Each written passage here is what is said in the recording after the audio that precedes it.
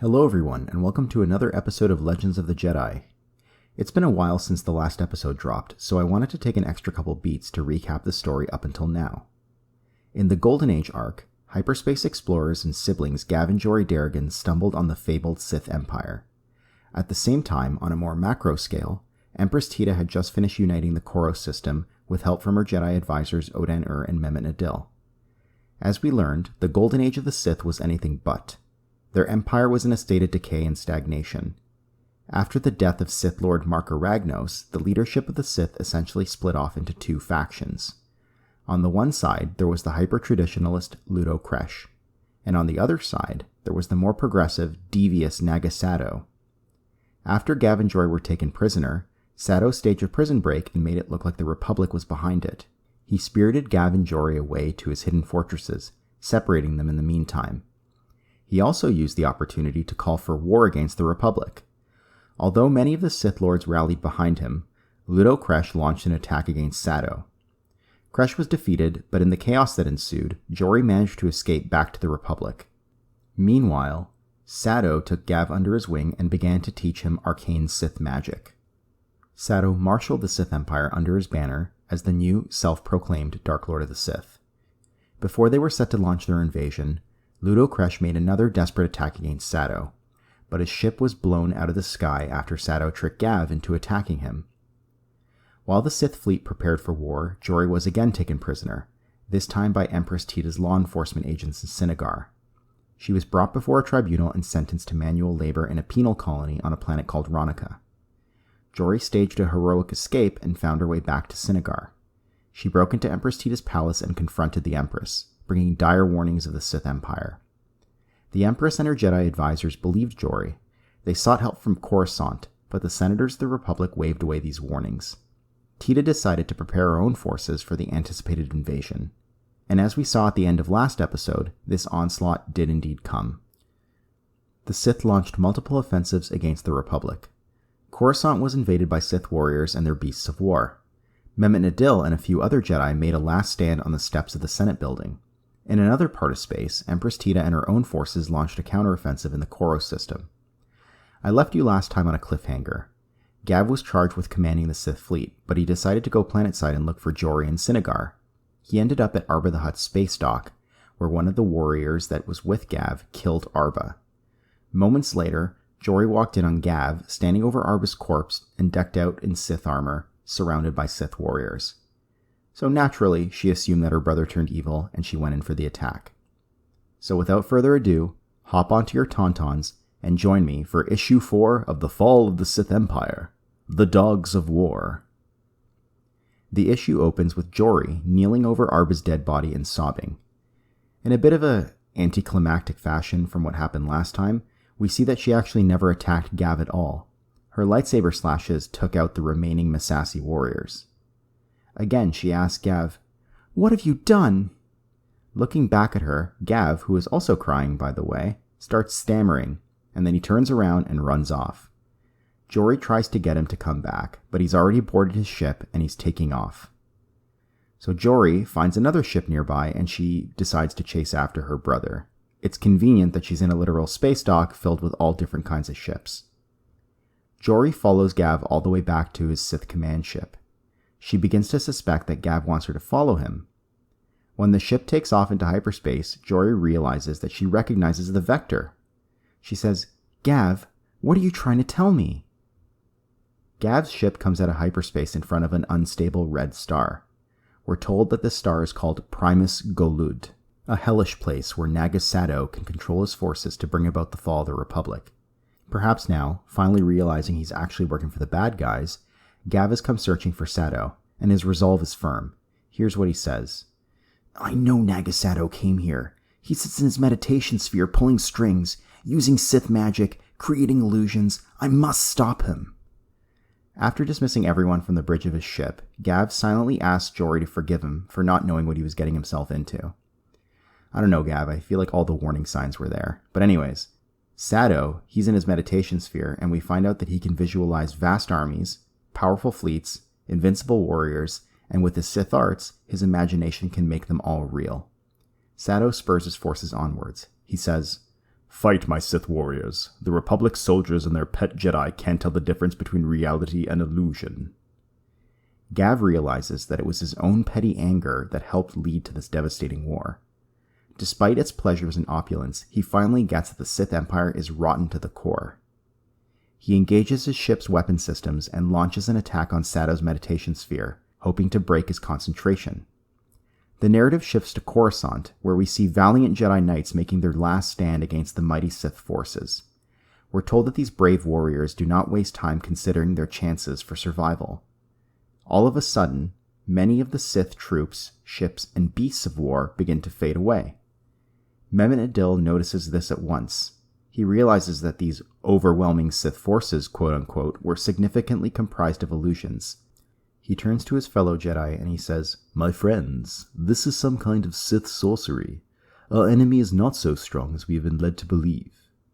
So the Jedi lead a counterstrike against the remaining Sith forces, resolving to drive them back to their dark empire.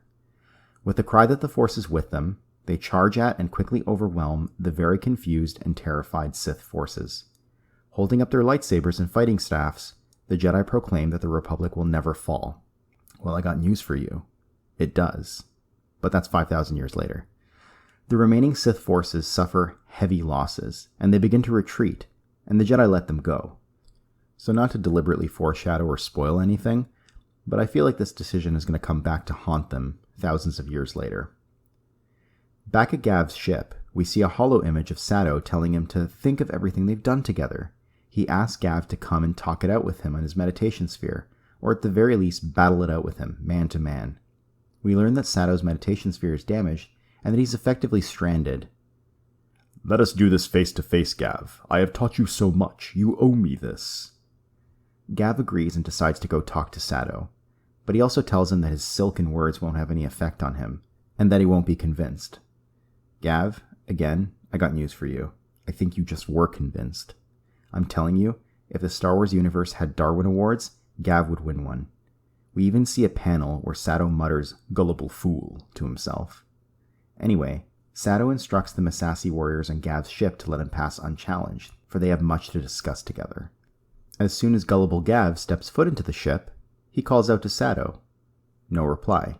Sato is nowhere to be seen, so he steps further into the ship and begins to look around. He quickly realizes that he's been tricked. Sato has already abandoned the ship by stealing Gav's shuttle to escape. Now Gav's the one who's stranded, and Sato calms in to tell him that he will deal with him when he's finished winning the war. At this point, our narrative shifts to Kirik, one of the planets in the Koros system. We see Odan next to Master Uru, looking out over a battlefield littered with Sith forces. Odan asks Uru how they can fight against such an overwhelming enemy, and Uru tells him it's the same way that they fight against any enemy, to the best of their abilities. Odan tries to use his Jedi battle meditation to help Empress Tita's forces, but it does little to sway the single-minded fury of the Massassi warriors. The Sith eventually break through Kirik's defenses and begin to scale the walls. One of the rebels yells to Odan to stop sitting around and use his lightsaber to fight back. We can see that our Jedi friend is very conflicted. He tells Uru that the nightmares come true and that there is no chance for survival. Uru responds to him and he says, "Wait, let me deal with this.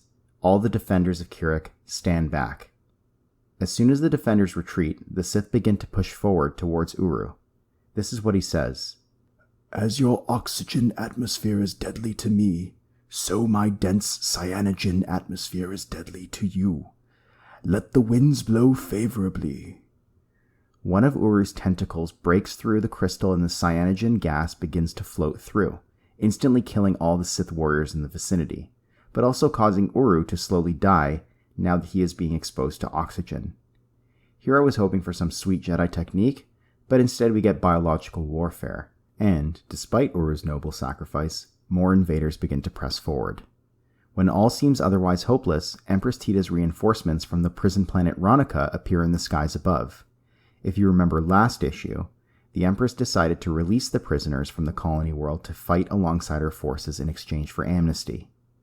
The tide of the battle quickly turns, but even so, the apparent defeat of the enemy is overshadowed by the grief that Odan feels. He kneels by his master's side and tells him that he wishes he could be back with Uru in more peaceful times, surrounded by his beloved books. With his dying breath, Uru says, I wish I could have floated in the seas of my home one last time. Do not worry, my young student. You will grow old and one day die among your precious books and scrolls.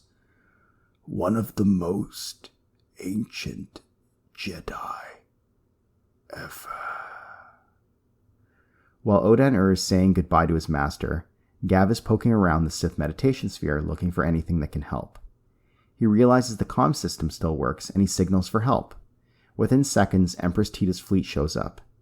Gav tells them over the comm system that he can lead them to victory. He explains that the Sith Empire has been left wide open and undefended, and he sends over the coordinates for the Sith Empire. Before any decisions can be made, the remnants of the Sith fleet also arrives at the scene. After collecting his fleet, Sado has returned. We find out that he's come back because the Dark Lord of the Sith will not give up so easily. Empress Tita's forces decide to seize the opportunity and engage the Sith fleet in battle. But Sado's treachery knows no limits. The powers of the Sith give me more weapons than the Republic could ever imagine. In this kind of unlimited power moment, arcs of lightning begin to flash down towards the red star Primus Goluud, coming from Sado's ship. Gav realizes what is happening, and he sends a comm message to the Empress's fleet. He tells them that Sado has triggered solar flares and that the entire star is even more unstable now. Jory, who's on one of the ships in Empress Tita's fleet, uses the comm system to tell Gav that they're not going to leave him behind. He tells her that he's trapped and that he did this to himself. While tears are streaming down his face, he yells, "Please go! Go!" As the star begins to explode, Sado's forces retreat back into hyperspace, but at this point the chase is on. The Empress commands her forces to follow the coordinates that Gav gave them. In the last panel of this issue, we see Gav say, "Goodbye, Jory," and Jory say, "Goodbye, Gav." The star explodes, incinerating both the meditation sphere and Gav along with it. Curtain falls. Exit stage left, Gav Darrigan. Okay, so I know that I normally intersperse the issues with some kind of commentary or reflections from the letters column, but this narrative demands that we push forward, and so that's what we're going to do. Issue 5, the last issue of the Fall arc, is entitled End of an Empire. It opens on Sado's fleet back in Sith space. We learn that only a few of Sado's ships have made it back to the Sith Empire, the remnants of a fighting force that dared to challenge the galaxy, and this is all that remains. Sado clenches his fist, and he tells the men in his command that they must drum up new forces and prepare for a second assault. Suddenly, a voice comes over the comm channel. "You are no longer welcome here, Nagasado. You are a disgrace to the Sith." Sado bites back. Who is this? Insolence from cowards who refuse to fight for their lord? The voice replies, "You are no longer Dark Lord Nagasado. That title has been stripped from you. For I, Ludo Kresh, now hold that title. I am Dark Lord of the Sith, as I should have been since the death of Maka Ragnos. I staged my own death. I sent an empty decoy ship and your weapons shot it down. You are so disgustingly overconfident. And while you were off with your foolish attempts at conquest, I gathered my own forces. You are the greatest threat the Sith Empire has ever known, and you must be stopped. You are exiled from the Empire, forever." So here we have a very much alive and very gleeful Ludo Kresh telling Sado that he's done for. As Kresh's ships approach Sado's fleet, they open fire. Sado clenches his fist, and he says, "There are other ways to win a battle, Ludo Kresh." With that, he directs one of the doomed ships in his fleet to smash right into Kresh's flagship, causing both ships to be destroyed. Again, Kresh's attempt to outwit Sado amounted to a whole big pile of nothing, and this time, it looks like it actually did cost him his life. One of the Sith warriors tells Sado that some of Kresh's ships are still out there, but it is doubtful that they will continue to fight. Despite the win, Sado's not very happy. "I cannot even take pleasure in this victory. Too many disasters have befallen us this day." So then we get a scene change back to the planet Kirik, where the defeated Sith attackers are retreating in their ships. Odan-Ur reflects on how the outcome was both better and worse than his nightmares. Yes, they pushed back the Sith invasion, but his master did not make it out alive. The rebels and former prisoners on Kirik cheer in victory. They bought their amnesty with blood, and it is revealed that Empress Tita will be true to her word. Now is the time to focus on rebuilding and creating a lasting peace. Okay, curtain drop. Cue end credits. I'm just kidding. There's still the little matter of Empress Tita's fleet in Sith space. Last issue, they used Gav's coordinates to follow Sato all the way back to his empire. So they drop out of hyperspace, and they prepare for immediate battle and begin to fire on Sato's battered fleet. Sato's furious at this point. He says, "First Ludo Kresh and now this. We must fight to the death." On her flagship, the Empress gives the order. "Wipe them all out. Never again will the Republic fear the Sith Empire. I think of all the blood you've shed, Nagasato. All the slain on Sinagar, on Kirik, on Coruscant, and I cannot forgive you." Jory's with the Empress, and she silently tells herself that this is for Gav. The battle is quick. Sato's forces are completely defeated. Over a comm channel, the Empress tells him to surrender and save his remaining troops. Sato says, "Never." And then to himself, he says, "I cannot fail like this. Conquest is the destiny of the Sith Empire. I still have one chance. I must speak with my Massassi on the other ships." Before we can see how Sato is going to worm his way out of this one, the narrative shifts again to Coruscant, which is a complete party town at this point. A victory celebration is broken out on the steps of the Senate building. Mehmet Adil disconnects his lightsaber from its power pack, hoping that he'll never have to use it again in battle. So even as reparation works begin, the citizens of Coruscant are not holding back, and they're not restraining their victory celebration. Nadil tells the other Jedi that he hopes Empress Tita fared as well as they did. So after that brief interlude, we turn back to Sato, and we learn that he's going to ask his Massassi to lay down their lives for him so that he can escape. One of the advisors says, "My lord, what if the other Sith Lords resist?" Sato turns to him and he says, "The Massassi will take care of it." As if on cue, a Massassi warrior reaches out and stabs the advisor. We learn that this is happening on ship after ship as the Massassi stage a mutiny and commandeer the ships to form a blockade. The Empress commands her fastest ships to pursue Sato's flagship. Sato instructs his troops to set course for the Denarii Nova, where he plans to use his remaining power. Conjuring up a storm of lightning, again, unlimited power, Sato causes a massive explosion that wipes out the Empress's pursuing ships. Jory tells the Empress that the flares and explosions must have also destroyed Nagasato, and instead of checking on it, they decide to do nothing. The battle over, and their adversary seemingly destroyed, the Empress decides to recall what's left of her fleet and leave this cursed empire for good. Back on Koros Major, we see that things are returning back to normal, and that Mehmet Nadil has returned from Coruscant. The Sith invasion was defeated all across the Republic, though it came at a terrible cost to Empress Tita's fleet. In typical Odan fashion, he tells the Empress that he'd like to search the abandoned Sith ships in orbit around the planet to see what knowledge the invaders might have brought with them. Flash to one of the ships and we see that Odan is marveling at how much there is to learn on it. He comes across a small pyramid-shaped object, and once it starts to glow, he realizes that it's a Sith holocron. Remembering the words of his late master, Odan decides that he will build a great learning center, a giant library of Jedi knowledge and books. And what better place to build this center than the quiet world where he was trained by Master Uru, and it's a world called Ossus. Some of you might recognize the name Ossus. It was a pretty important Jedi planet in Legends continuity, but it's also been brought back into the Disney continuity. It's one of those key planets in Jedi history along with Tython and Ilum. In the Legends continuity, this great library holds significance as we'll see in later Tales stories. Thousands of years later, Luke Skywalker will discover the library in the years after Return of the Jedi as he seeks to rebuild the Jedi Order. Turning back to the story, we see that Sato was successful in his deception. His lone remaining battleship approaches an isolated solar system, and we're told that the solar system is none other than Yavin. Perfectly isolated, uninhabited, a place where they will never be found. "So this is how it ends. I must run and hide. I, Nagasato, who was a Dark Lord of the Sith." At this point, Sato has very little left of his glory. He has a few followers and a Massassi crew, and basically one derelict ship. Speaking of which, this ship limps towards the fourth moon, which is not only habitable, but covered in a lush jungle teeming with life. The moon is, of course, none other than Yavin 4. This is the moon that we see in the very first Star Wars film, and it's the place where the rebels have their secret hidden base. A secret place for a new start.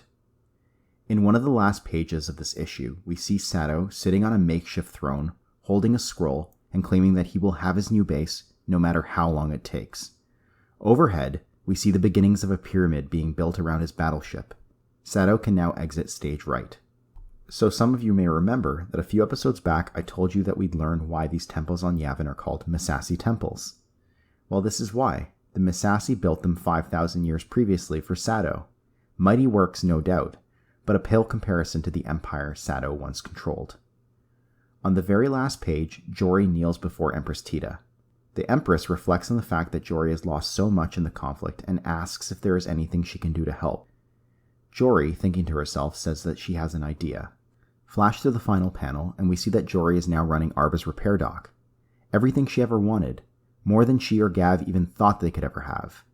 As she stands under a little sign with a cartoon Arba on it, purple fez and all, she says to herself, "I think even the old Hutt would be pleased." So there you have it. The Fall of the Sith Empire, our second arc, has come to a close. The ending is very bittersweet. Even though the good guys win, Sato ultimately escaped, and we lost a couple friends like Gav and Arba along the way. This war between the Republic and the Sith Empire would later be known to historians as the Great Hyperspace War. So that's how you'll see it referred to in Legends material going forward. The Great Hyperspace War. So in the Jedi Journal's letter column for issue 5, we have another fan who's not very happy with the technological stagnation portrayed in the series. Chris Stansfield of New York, New York says that it is extremely hard to swallow the notion that in 5,000 years of cultural development, the only real technological improvements made are slightly faster spaceships, slightly better computers, slightly more documented travel routes, and lightsabers that don't require power cords. Chris is highly critical of the setting and says that these comics seem to belong to a more sword and sorcery type genre. Kevin J. Anderson responds and points out that there's examples from Earth history where technology has been stagnant for hundreds or even thousands of years, notwithstanding the last 50 years of human development. The editor, Bob Cooper, also chimes in and seconds the notion of trying to step out of earthbound preconceptions one might have before wading into a Star Wars story. It's a fair point. And as far as the whole sword and sorcery bit goes, I've always found Star Wars to be much more aligned with sword and sorcery than science fiction. It's a space fantasy, not science fiction, and I'll take that opinion to my grave. The only other interesting thing that comes out of the letters column is that we're told that these primitive lightsabers are powered by Adegan crystals. The concept of Kyber crystals was not as well established in the continuity at this point in time. Adegan crystals have been brought into the Disney canon through one of the RPG sourcebooks. Wikipedia tells me that they're simply Kyber crystals that are found in and around the Adega system. I mean, it makes sense to me that not all Kyber crystals come from Ilum. And speaking of canon, Naga Sato and Odan have been introduced into the Disney continuity. While the tale stories remain firmly rooted in legends, we see references here and there to these very important figures in the Disney canon. According to the Rise of Skywalker Jr. novelization, a likeness of Sato was chiseled into the rock walls of the Sith Citadel on the Sith planet Exegol. That's where Palpatine was hiding out all those years in between Return of the Jedi and the sequel trilogy. And Kylo Ren even hears Sato's voice among the unintelligible whispers of several Sith Lords while he's confronting Sidious. Apparently, Odan is even mentioned in the Rise of Skywalker visual dictionary. Wikipedia tells me that Odan annotated some of the sacred Jedi texts that Rey took from Luke. It's very cool to see all this stuff slowly make its way back into continuity. I think that many of these stories would fit relatively seamlessly within the Disney canon, but only time will tell how much of this material will actually be kept. Okay, the last thing I want to talk about today is a character who ties all this together with future stories. There's someone lurking in the shadows that we haven't even met yet, someone who's even more important than Sato to the overall meta-narrative. If you intend to read the Revan novel, be warned that there are some spoilers up ahead. Okay, now that you've been warned, and if you're still with me, let's talk about it. So when the tales were written, the character I'm going to speak about had not yet been created. He would be created years later for the MMORPG The Old Republic, but he was later retconned back into this era that we just spoke about. Some of you may already be familiar with the name. His name is Darth Vitiate, otherwise known as the Sith Emperor. The Sith Emperor was, historically speaking, the most terrifyingly powerful Sith of all time in the Legends continuity. I think he's even more powerful than Darth Sidious would have been in his heyday. So who is the Sith Emperor, or Darth Vitiate? Well, he was born with the name Tenebrae in the year 5113 BBY, or before the Battle of Yavin. Wikipedia tells us that he's the illegitimate son of a Sith Lord named Dramath. In his youth, he carved a path of destruction across his home planet of Medriaas, even going so far as to take his father's power away and imprison his spirit. Eventually, Tenebrae was noticed by the Dark Lord of the Sith at the time, Marker Ragnos. Now remember, Ragnos was the Lord whose funeral was being held in the opening issues of the Golden Age arc, back in episode 2 of the podcast.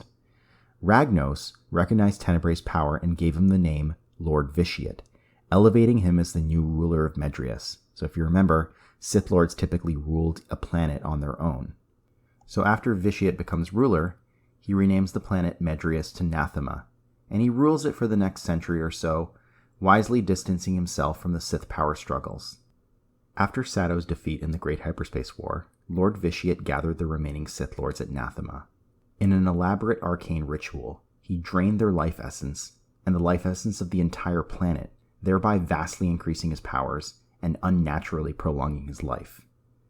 After this ritual was completed, Vitiate proclaimed himself to be the Sith Emperor, and he led the scattered Sith survivors to Dromund Kaas, and that's where we'll stop for now with this story. The Sith Emperor will come back into the narrative much later on, but it's important for you to know that this is happening, that he exists at this point, and that his origins begin in the very same empire that Sato and Kresh were a part of. Again, all of this is connected. And if you want to read more concerning the Sith Emperor's origins, then I suggest you check out the Revan novel written by Drew Karpyshyn, who also wrote the story for the Knights of the Old Republic video game. Okay, there you have it. That's all I got for you. Our next story arc jumps ahead 1,000 years to 4,000 BBY. We're going to be introduced to some very important Jedi who are perhaps second only to Bastila and Revan from Knights of the Old Republic in terms of their importance in this era of Star Wars history.